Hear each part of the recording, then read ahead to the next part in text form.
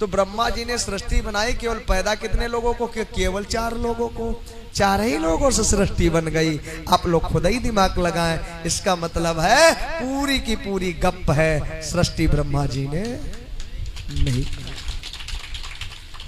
गलत तो नहीं बता? 4 सवाल हैं, जाना, विचार करना और भरी बाजार में आप बोल देना, अच्छे अच्छे विद्वान आपको पीठ दिखा करके चले जाए। जितने भी 33 करोड़ देवी देवता हैं सबकी फोटो आप लोगों ने नहीं देखी होगी, लेकिन राम, कृष्ण, शंकर, ब्रह्मा, विष्णु इनकी तस्वीरें तो आप लोगों ने कैलेंडरों में देखी होंगी। देखी है कि नहीं देखी है? ठीक। अब सवाल यह है, कपड़े का आविष्कार किसने किया? भगवान ने, इंसान ने? बोलिए एक साथ में आगे से पीछे तक, कपड़े का आविष्कार किसने किया? क्योंकि इतिहास में हम आदि मानव की कथा पढ़ते हैं कि यहाँ पर जब कपड़े का आविष्कार नहीं था तो आदि मानव नंगा रहता था, जानवरों की खाल से और पेड़ की पत्तों और उसकी छाल से अपने शरीर को, इतिहास कहता ना, मतलब जानवरों की खाल से, पेड़ पौधों की पत्तों और उसकी छाल से अपने शरीर को ढकता था। आदि मानव नंगा रहता था जब कपड़े का आविष्कार नहीं हुआ था। तो आप विचार करिए, आपने ब्रह्मा जी को देखा, शंकर जी को देखा, पार्वती को देखा, लक्ष्मी जी को देखा, विष्णु जी को देखा, सारे लोग कपड़ा पहने हैं। पहने कि नहीं पहने हैं? और कपड़े का आविष्कार किसने किया? इंसान ने। अगर कपड़े का आविष्कार इंसान ने किया, अगर भगवान पहले पैदा हुआ तो वो कपड़ा किस फैक्ट्री से लेके आया? विचार कर। सुनार की दुकान थी नहीं, सोने का आविष्कार हुआ नहीं था, धातुओं का आविष्कार हुआ नहीं था, सुनार की दुकान थी नहीं, तो उस समय भगवान का मुकुट, भगवान के कुंडल, लक्ष्मी जी की नथुनिया, ये किसकी दुकान से आई? किसने गढ़ा था? इसका मतलब सुनार पहले पैदा हुआ। भगवान आटा, दाल, तेल ये किसने बनाया? किसने बनाया? इंसान ने। और भगवान 56 प्रकार का भोग खाता था। जब लड्डू, बर्फी, मिठाई बनती थी तो चीनी किस फैक्ट्री की जाती थी? कढ़ाई थी नहीं, खोया किस कढ़ाई में उठा जाता था बर्फी बनाने के लिए? चीनी थी नहीं तो किस फैक्ट्री से आती थी? आप लोग विचार कर रहे हैं। चीनी की फैक्ट्री किसने बनाई? चीनी का आविष्कार किसने किया? इंसान ने। और बर्फी का आविष्कार तो ब्रह्मा जी, विष्णु जी, शंकर जी स्वर्ग लोक में रहते थे, तो उनके वहां ब्रह्म जो है क्या नाम, 56 प्रकार का भोजन बनता था। 56 प्रकार के मसाला कौन लेके आया? किसकी दुकान से? जब बनिया था नहीं, सरसों का तेल था नहीं, कोल्हू लगा नहीं था। क्योंकि यंत्रों का आविष्कार किसने किया? इंसान ने किया ना। अगली चीज, इन महल और 2 महले जो मकान हैं, इन मकानों का आविष्कार किसने किया? किसने बनाया? घर मकान किसने बनाए? भगवान ने कि इंसान ने? क्योंकि इतिहास कहता आदि मानव समूह बनाकर, झुंड बनाकर के जंगलों में रहता था। अगर इंसान ने जो है मकानों का आविष्कार किया, घरों का, भवनों का निर्माण इसने किया, आविष्कार इसने किया, तो आपके जो भगवान थे वो महलों में रहते थे, तो उनकी छत डालने कौन जाता था? कौन से मसाला की वो छत बनी थी? सरिया, सीमेंट, गारा, ईंट कहां से आया था? कौन वैज्ञानिक पहले पैदा हुआ? अगली बात, देवताओं की हम बात नहीं कर रहे हैं। देवताओं के राजा जो इंद्र थे, देवताओं के राजा कौन थे? इंद्र। उनके दरबार में नाचने वाली नचनिया, नर्तकी, परियां नाचती थी। उर्वशा, रंभे, मेनका, इसी नाम, ये नाम था।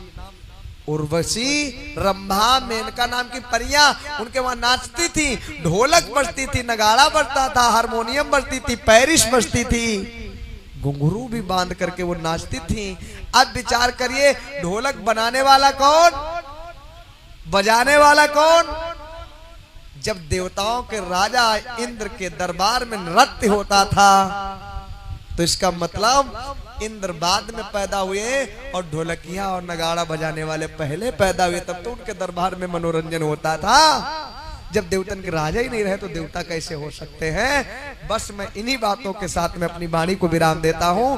अगर एक भी बात अगर आपको लगे कि ये झूठ है तो अपने दिमाग से कस के मंथन करना, खो तर्क की कसौटी पे कसना, और जब कसोगे तो सत्य निकलेगा कि क्या सही है क्या गलत है। दूध तो सब पैदा करते हैं, दूध खाना सब जानते हैं, लेकिन दूध के अंदर घी छिपा है सबको नजर नहीं आता। दूध के अंदर ही घी होता है, लेकिन वो सबको नहीं दिखता है। अगर घी प्राप्त करना है तो दूध को जमाना पड़ेगा, और जमाने के बाद में बहुत मेहनत करनी पड़ेगी, मथानी चलानी पड़ेगी, तब घी निकल करके बाहर आएगा। और वो 1000 रुपए किलो बिकेगा, और जहां से घी निकलता है वो 50 रुपए किलो बिकेगा, 1000 रुपए कुंटल बिकेगा। तो ये चीजें हैं, आप लोग समझें और देखें, और अपने समाज में अपने भतीजों को, अपने भाइयों को, अपने बच्चों को ज्यादा से ज्यादा पढ़ाएं। जब अपनी बेटी और बेटा पढ़े लिखे होंगे तो ऑटोमेटिक वो IAS PCS ESP DSP government servant होंगे, कुछ ना कुछ तो जरूर बन जाएंगे। और जब कुछ ना कुछ बन जाएंगे तो आपके परिवार की गरीबी दूर होगी, आपका विकास होगा। जब आपका विकास होगा तो जो आपकी इज्जत नहीं करते वो भी आपकी इज्जत करने लगेंगे। भिखमंगे बने रहे, कांवर चढ़ाते रहे, भंडारा करते रहे, पुण्य करते रहे, व्रत रहते रहे, और घर में छप्पर नहीं है तो कोई तुम्हारी पूजा करने, क्योंकि बाप बड़ा ना भैया आज के समय में सबसे बड़ा। हाँ? बहन कुमारी मायावती चमरिया थी कब? जब गरीब थी, और मुख्यमंत्री बन गई तो कहाँ बन गई? चमरिया से। बहन जी सतीश चंद्र मिश्रा जाते थे, सबसे पहले पैर छूने लगे। अगर गरीब होती तो क्या उनको बहन जी कहता कोई? बोलिए, कहता कोई? नहीं कहता ना। तो जब बड़ा कोई हो जाता है तो उसकी जाति खत्म हो जाती। बाबा साहब नीच थे, चमार थे, सब कुछ थे। महात्मा गांधी भी कहते थे कि नीच है, कि वो चमार नहीं महार थे, मैंने अभी बताया था।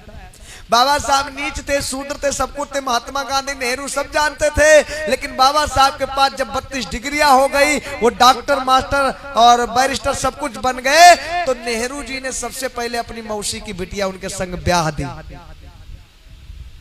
जो बाबा साहब की दूसरी पत्नी थी सविताबाई, वो पंडित जवाहरलाल नेहरू की सगी मौसी की बिटिया थी।